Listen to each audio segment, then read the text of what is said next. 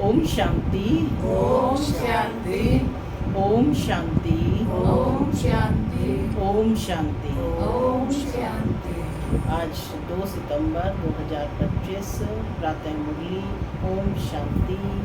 बाप दादा मधुबन। कहाँ बैठे हो? मधुबन में बाप दादा के सम्मुख बुद्धि से पहुँच जाएंगे सभी। आज की मीठी मधुर मुरली में बाबा ने कहा कि गॉड फादर जो है पूरे विश्व का फादर है। वह सारे विश्व का कल्याण करने आया है। तो बाबा ने कहा तो तुम्हारा भी क्या कर्तव्य है? तुम भी विश्व शांति की स्थापना करने के निमित्त हो। जो बाप का कर्तव्य सो बच्चों का कर्तव्य। इसलिए बाबा ने कहा तुम्हें अपनी स्थिति पर बहुत ध्यान देना है।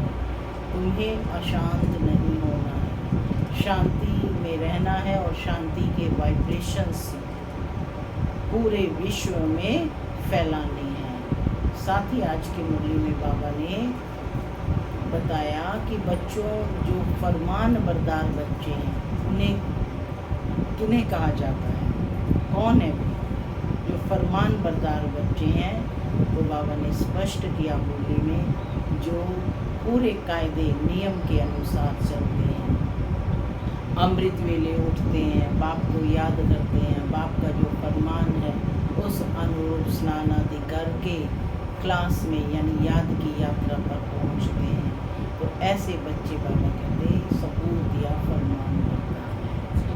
सुनते हैं आज के डायरेक्ट ईश्वरीय महावाक्य।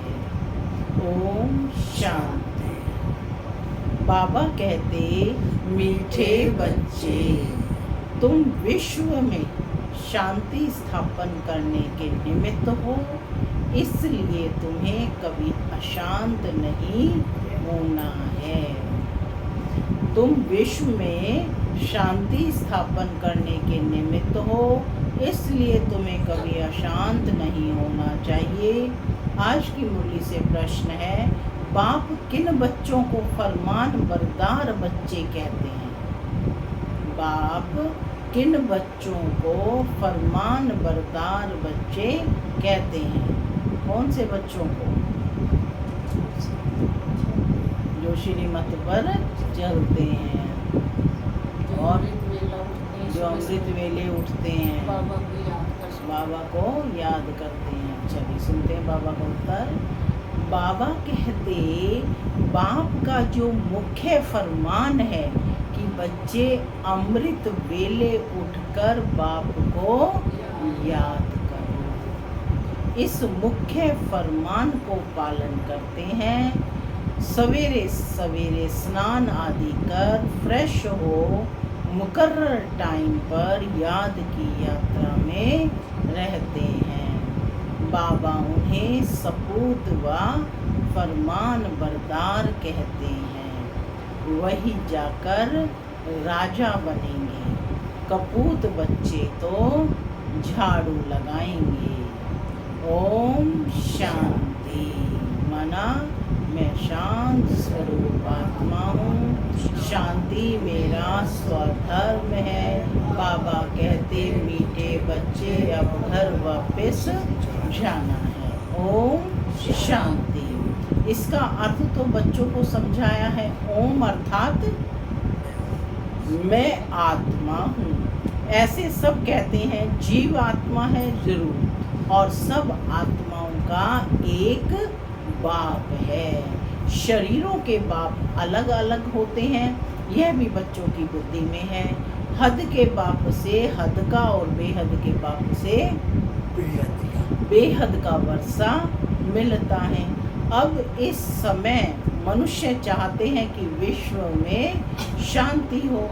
अगर चित्रों पर समझाया जाए तो शांति के लिए कलयुग, अंत, सतयुग आदि के संगम पर ले आना चाहिए। बाबा बता रहे हैं, बच्चों को समझानी दे रहे हैं कि कैसे समझाना है कि अगर चित्रों पर समझाया जाए तो शांति के लिए कलयुग, अंत, सतयुग आदि के संगम पर ले आना चाहिए। यह है सतयुगी नई दुनिया। उनमें एक धर्म होता है तो पवित्रता, सुख, शांति है। उनको कहा ही जाता है हेवन। यह तो सब मानेंगे। नई दुनिया में सुख है, दुख हो नहीं सकता। किसको भी समझाना बहुत सहज है। बाबा कहते इस तरह से किसको भी समझाना बहुत सहज है। शांति और अशांति की बात यहाँ विश्व पर ही होती है। वह तो है ही निर्वाण धाम, जहाँ शांति अशांति का प्रश्न ही नहीं उठता। बच्चे जब प्रश्न भाषण करते हैं तो पहले विश्व में शांति की बात ही उठानी चाहिए। मनुष्य शांति के लिए बहुत प्रयास करते हैं, उनको प्राइज भी मिलती रहती है। वास्तव में इसमें दौड़ा दौड़ी करने की बात है नहीं। बाप कहते हैं सिर्फ अपने स्वधर्म में टिको तो विकर्म विनाश हो जाएंगे, स्वधर्म में टिकेंगे तो शांति हो जाएगी। तुम हो ही एवर शांत बाप के बच्चे। यह वर्षा उनसे मिलता है। उनको कोई मोक्ष नहीं कहेंगे। मोक्ष तो भगवान को भी नहीं मिल सकता। भगवान को भी पार्ट में ज़रूर आना है। कहते हैं कल्प कल्प कल्प के संगम युगे में आता हूँ। तो भगवान को भी मोक्ष नहीं तो बच्चे फिर मोक्ष को कैसे पा सकते हैं। यह बातें सारा दिन विचार सागर मंथन करने की है। बाप तो तुम बच्चों को ही समझाते हैं। तुम बच्चों को समझाने की प्रैक्टिस जास्ती है। शिव बाबा समझाते हैं तो तुम सब ब्राह्मण ही समझते हो। विचार सागर मंथन तुमको करना है। क्या कहा बाबा ने? विचार सागर मंथन तुमको करना है। सर्विस पर तुम बच्चे हो, तुमको तो बहुत समझाना होता है। दिन रात सर्विस में रहती है। म्यूज़ियम में सारा दिन आते ही रहेंगे। रात्रि को 10-11 तक भी कहाँ आते हैं।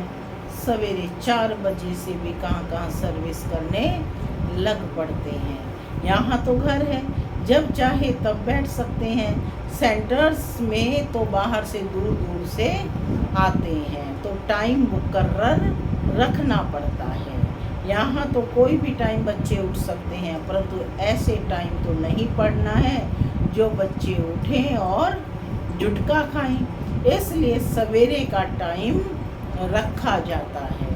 जो स्नान आदि कर फ्रेश हो आए फिर भी टाइम पर नहीं आते तो उनको फरमान बरदार नहीं कह सकते।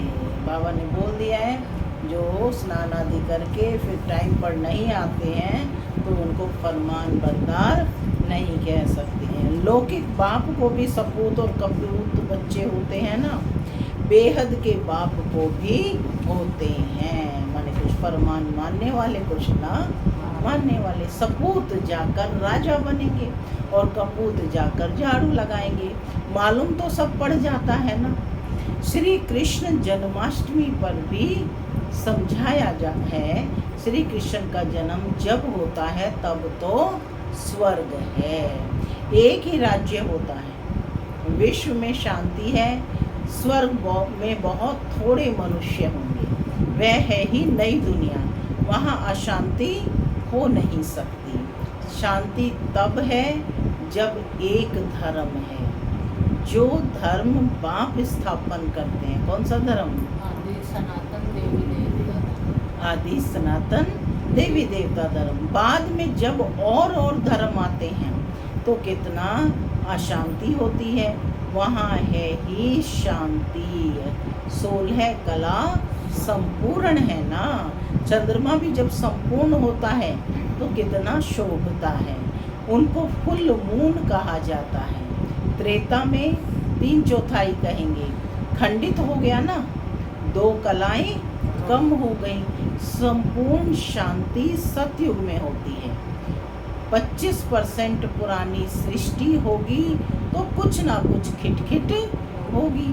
दो कला कम होने से शोभा कम हो गई है। स्वर्ग में बिल्कुल शांति और नरक में बिल्कुल अशांति। आज का वातावरण कैसा है? अशांति का। यह सब है जब मनुष्य विश्व में शांति, यह समय है जब मनुष्य विश्व में शांति चाहते हैं। आज हर मनुष्य क्या चाहता है? शांति हो, शांति हो, है ना। इनसे आगे ये आवाज नहीं था कि विश्व में शांति हो, अभी आवाज निकला है, क्योंकि अब विश्व में शांति हो रही है। आत्मा चाहती है कि विश्व में शांति होनी चाहिए। मनुष्य तो देह अभिमान में होने के कारण सिर्फ कहते रहते हैं विश्व में शांति हो। 84 जन्म अब पूरे हुए हैं। यह बाप ही आकर समझाते हैं, बाप को ही याद करते हैं। वह कभी किस रूप में आकर स्वर्ग की स्थापना करेंगे, उनका नाम ही है हेवनली गॉड फादर। यह किसको भी पता नहीं है हेवन कैसे रचते हैं। श्री कृष्ण तो रच ना सके, उनको कहा जाता है देवता। मनुष्य देवताओं को नमन करते हैं, उनमें दैवी गुण है, इसलिए देवता कहा जाता है। अच्छे गुण वाले को कहते हैं ना, यह तो जैसे देवता है।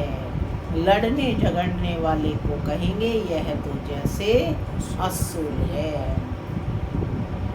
बच्चे जानते हैं कि हम बेहद के बाप के सामने बैठे हैं, तो बच्चों की चलन कितनी अच्छी होनी चाहिए। अज्ञान काल में भी बाप का देखा हुआ है 6-7 कुटुंब इकट्ठे रहते हैं, यानी ब्रह्मा बाबा का यह देखा हुआ है कि 6-7 कुटुंब इकट्ठे रहते हैं, एकदम चीरखंड हो चलते हैं। कहाँ तो घर में सिर्फ 2 होंगे तो भी लड़ते झगड़ते रहेंगे। तो बाबा कहते तुम तो हो ईश्वरीय संतान, बहुत बहुत चीरखंड हो रहना चाहिए। सतयुग में चीरखंड होते हैं, यहाँ चीरखंड होना तुम सीखते हो तो बहुत प्यार से रहना चाहिए। बाप कहते हैं अंदर में जांच करो, हमने कोई भी कर्म तो नहीं किया है क्या, किसको दुख तो नहीं दिया है क्या। ऐसे कोई बैठकर अपने को जांचते नहीं हैं। यह बड़ी समझ की बात है। तुम बच्चे हो विश्व में शांति स्थापन करने वाले, अगर घर में ही अशांति करने वाले होंगे तो शांति फिर कैसे करेंगे। लौकिक बाप का बच्चा तंग करता है तो कहेंगे यह तो मुआ भला। कोई आदत पड़ जाती है तो पक्की हो जाती है।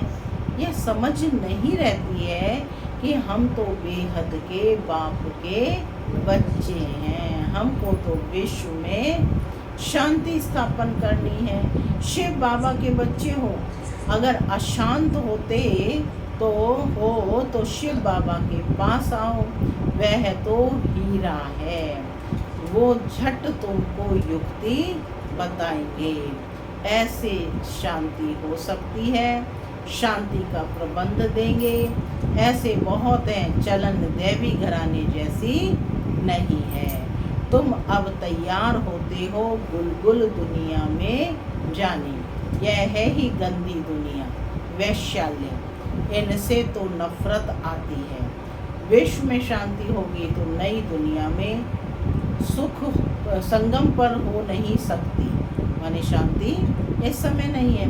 तो बाबा कहते हैं यहाँ शांत बनने का पुरुषार्थ करते हैं। संगम पर क्या करते हैं? शांत बनने का पुरुषार्थ करते हैं, मेहनत करते हैं। पूरा पुरुषार्थ नहीं करते तो फिर सजा खानी पड़ेगी। मेरे साथ तो धर्मराज है ना, क्या कहा बाबा ने? मेरे साथ तो धर्मराज है, तो धर्मराज तो क्या करेगा? सजाएं देगा, है ना। फरमान का पालन नहीं करेंगे तो सजाएं मिलेंगी। जब हिसाब किताब चुकतू होने का समय आएगा तो खूब मार खाएंगे। कर्म का भोग जरूर है, बीमार होते हैं वह भी कर्म भोग है ना। बाप के ऊपर तो कोई नहीं है। समझाते हैं बच्चे गुलगुल बनो तो ऊंच पद पाएंगे, नहीं तो कोई फायदा नहीं। भगवान बाप जिसको आधा कल्प याद किया, उनसे वर्षा नहीं लिया तो बच्चे किस काम थे। परंतु ड्रामानुसार यह भी होना है जरूर। तो समझाने की युक्तियाँ बहुत हैं। विश्व में शांति तो सतयुग में थी, जहाँ इन लक्ष्मी नारायण का राज्य था। लड़ाई भी जरूर लगेगी क्योंकि अशांति है ना। श्री कृष्ण फिर आएगा सतयुग में। कहते हैं कलयुग में देवताओं का परछाया नहीं पड़ सकता है। यह बातें तुम बच्चे ही अब सुन रहे हो। तुम जानते हो शिव बाबा हमको पढ़ाते हैं, धारणा करनी है, सारी आयु ही लग जाती है। कहते हैं ना, सारी आयु समझाया है फिर भी समझते नहीं है। बेहद का बाप कहते हैं, पहले पहले मुख्य चीज तो समझाओ। ज्ञान अलग है और भक्ति अलग है, दोनों चीजें अलग है। आधा कल्प है दिन और आधा कल्प है रात। शास्त्रों में कल्प की आयु ही उल्टी लिख दी है, तो आधा आधा भी हो नहीं सकता। तुम्हारे में भी कोई शास्त्र आदि पढ़े हुए नहीं है तो अच्छे हैं, पढ़े हुए होंगे तो संशय उठाएंगे, प्रश्न पूछते रहेंगे। वास्तव में जब वानप्रस्थ अवस्था होती है तब भगवान को याद करते हैं, कोई ना कोई की मत से। फिर जैसे गुरु सिखलाएंगे, भक्ति भी सिखलाते हैं। ऐसे कोई नहीं जो भक्ति ना सिखलाए। उनमें भक्ति की ताकत है, तब तो इतने फॉलोअर्स बनते हैं। फॉलोअर्स को भक्त पुजारी कहेंगे। यहाँ सब पुजारी हैं, वहाँ पुजारी कोई होता नहीं। सत्य में कोई पुजारी होगा, पूज्य ही आत्माएं होंगी, घर ही शिवालय होगा। भगवान कभी पुजारी नहीं बनता। अनेक पॉइंट समझाई जाती हैं। धीरे धीरे तुम बच्चों में भी समझाने की ताकत आती जाएगी। देखो बाबा कैसे बच्चों को लायक बना रहे हैं। तो कहते धीरे धीरे तुम्हारे में भी समझाने की ताकत आती जाएगी। अभी तुम बतलाते हो कि श्री कृष्ण आ रहा है, सतयुग में जरूर श्री कृष्ण होगा, नहीं तो वर्ल्ड की हिस्ट्री ज्योग्राफी कैसे रिपीट होगी। सिर्फ एक श्री कृष्ण तो नहीं होगा, यथा राजा रानी तथा प्रजा होगी ना। इनमें भी समझ की बात है। माने वहाँ सब कौन होंगे, तो कैसे होंगे, 16 कला संपूर्ण होंगे। तो बाबा कहते हैं जैसे श्री कृष्ण यथा राजा रानी तथा प्रजा।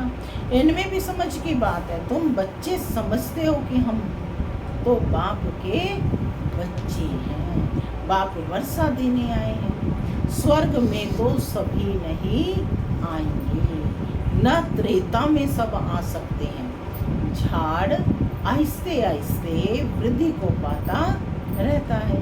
मनुष्य सृष्टि रूपी झाड़ है, वहाँ है ऊपर में क्या है, आत्माओं का झाड़, और यह क्या है, मनुष्य सृष्टि रूपी झाड़। यहाँ ब्रह्मा द्वारा स्थापना, फिर शंकर द्वारा विनाश और फिर विष्णु द्वारा पालना।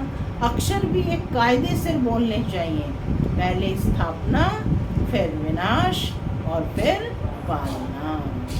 बच्चों की बुद्धि में यह नशा है कि यह सृष्टि का चक्र कैसे चलता है, रचना कैसी होती है। अब नई छोटी रचना है ना, यह जैसे बाजोली है, पहले शूद्र है, यह नई छोटी रचना माने ब्राह्मण जो है छोटी रचना है ना, कुछ ही बने हैं ना ब्राह्मण, सब तो ब्राह्मण आत्मा ही नहीं बनी ना, मुखवंशावली। तो बाबा कहते हैं अब नई छोटी रचना है ना, ये जैसे बाजोली है, पहले शूद्र है अनेक, फिर बाप आकर रचना रचते हैं ब्रह्मा द्वारा ब्राह्मणों की, तो ब्राह्मण हो जाते हैं चोटी। चोटी और पैर आपस में मिलते हैं। पहले ब्राह्मण चाहिए, ब्राह्मणों का युग बहुत छोटा होता है, पीछे हैं देवताएं, यह वर्णों वाला चित्र भी काम का है। यह चित्र समझाने में बहुत इजी है।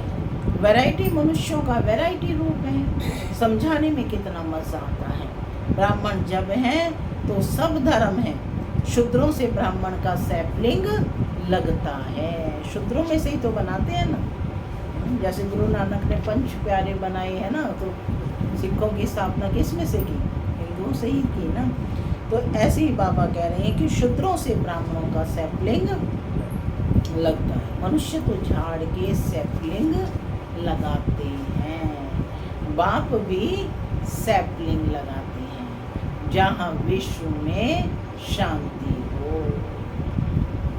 अच्छा, मीठे मीठे सिक्के लदे बच्चों प्रति माता पिता बाप दादा का याद प्यार और गुड मॉर्निंग। रूहानी बाप की रूहानी बच्चों को नमस्ते। हम रूहानी बच्चों की रूहानी माता पिता बाप दादा को याद प्यार गुड मॉर्निंग और नमस्ते। नमस्ते, सदा रहो हंसते, बनो फरिश्ते, चलो परम धाम के रास्ते। धारणा के लिए मुख्य सार पहला, सदा स्मृति रखनी है कि हम ईश्वरीय संतान हैं। हमें चीरखंड होकर रहना है, माने आपस में मिलकर रहना है। हमें चीरखंड होकर रहना है, किसी को भी दुख नहीं देना है। दूसरा पॉइंट है, अंदर में अपनी जांच करनी है कि हमसे कोई विकर्म तो नहीं होता है। अंदर में अपनी जांच करनी है कि हमसे कोई विकर्म तो नहीं होता है। अशांत होने तथा शांति फैलाने की आदत तो नहीं है। अशांत होने और अशांति फैलाने की आदत तो नहीं है क्या? ये सेल्फ चेकिंग करनी है। आज का वरदान है, पवित्रता की शक्ति द्वारा सदा सुख के संसार में रहने वाले बेगमपुर के बादशाह भव। पवित्रता की शक्ति द्वारा सदा सुख के संसार में रहने वाले बेगमपुर के बादशाह भव। सुख शांति का फाउंडेशन पवित्रता है। जो बच्चे मन वचन कर्म तीनों से पवित्र बनते हैं, वही हाईनेस और होलीनेस हैं। जहाँ पवित्रता की शक्ति है, वहाँ सुख शांति स्वतः है। पवित्रता सुख शांति की माता है। पवित्र आत्माएं कभी भी उदास नहीं हो सकती। वे बेगमपुर के बादशाह हैं। उनका ताज भी न्यारा और तख्त भी न्यारा है। लाइट का ताज पवित्रता की निशानी है। स्लोगन है, मैं आत्मा हूँ, शरीर नहीं। यह चिंतन करना ही स्वचिंतन है। मैं आत्मा हूँ, शरीर नहीं। यह चिंतन करना ही स्वचिंतन है। अव्यक्त इशारे अब लगन की अग्नि को प्रज्वलित कर योग को ज्वाला रूप बनाओ। पावरफुल योग अर्थात लगन की अग्नि। ज्वाला रूप की भी याद ही भ्रष्टाचार है। ज्वाला रूप की याद ही भ्रष्टाचार अत्याचार की अग्नि को समाप्त करेगी और सर्व आत्माओं को सहयोग देगी। इससे ही बेहद की वैराग्य वृत्ति प्रज्वलित होगी। याद की अग्नि एक तरफ उस अग्नि को समाप्त करेगी, दूसरी तरफ आत्माओं को परमात्म संदेश की शीतल स्वरूप की अनुभूति कराएगी। इससे ही आत्माएं पापों की आग से मुक्त हो सकती हैं। ओम शांति।